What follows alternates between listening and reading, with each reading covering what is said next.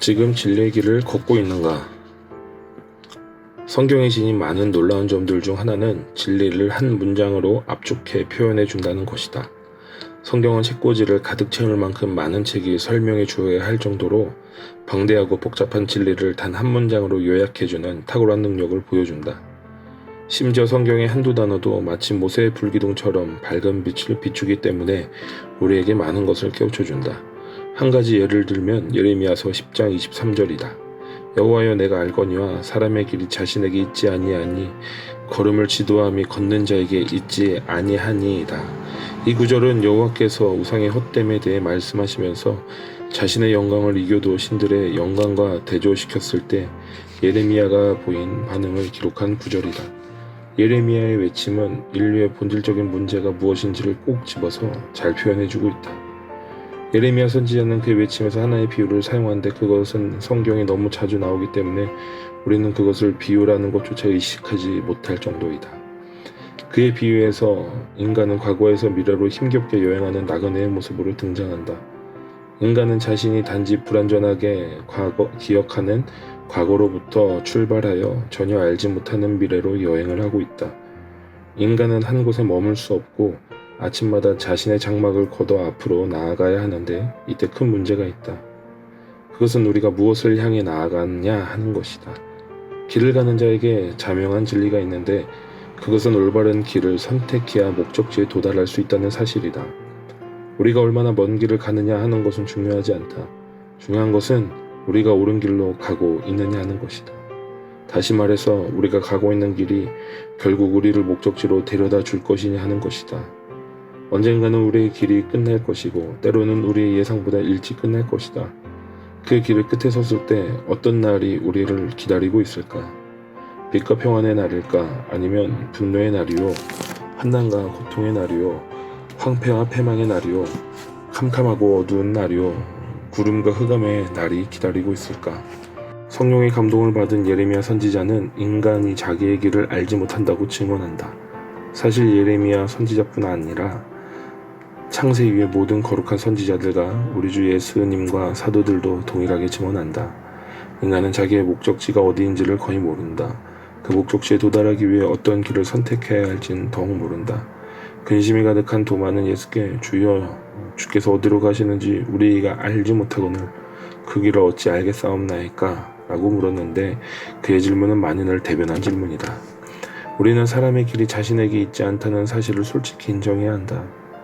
고개를 숙이고 우리의 무지를 인정하는 것이 우리의 자존심에 큰 상처를 줄지라도 우리는 이 사실을 인정해야 한다. 자신의 무지를 깨닫고 인정하는 사람에게는 하나님의 자비가 임할 가능성이 있지만 자신의 무지를 모르고 착각 속에 살아가는 사람에게는 더 깊은 어둠이 기다리고 있을 뿐이다. 철학적으로 말해서 인간은 자기의 길을 잃었다. 만일 인간에게 그토록 오래된 공경에서 벗어날 수 있는 지혜의 능력이 있었다면 인간은 벌써 옛날에 그렇게 했을 것이다. 탁월한 지적 능력을 지닌 사람들이 역사상 얼마나 많았는가?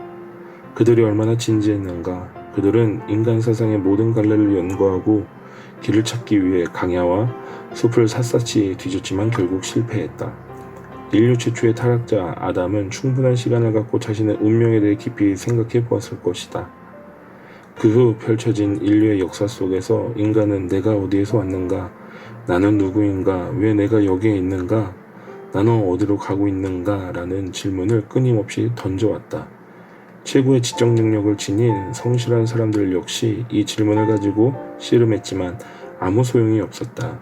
이런 질문에 대한 대답이 마치 땅속에 묻힌 보물처럼 어딘가에 묻혀 있다면 인류는 틀림없이 그 대답을 찾아냈을 것이다.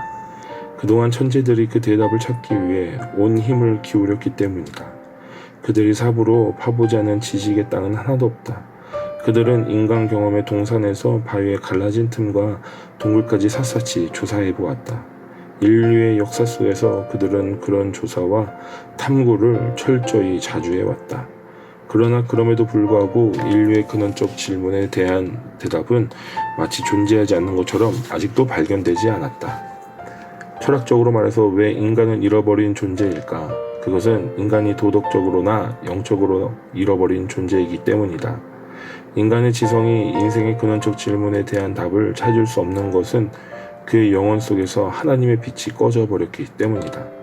인류의 죄에 대한 성령의 무서운 질타가 사도 바울이 기록한 로마서 부분에 조목조목 제시된다.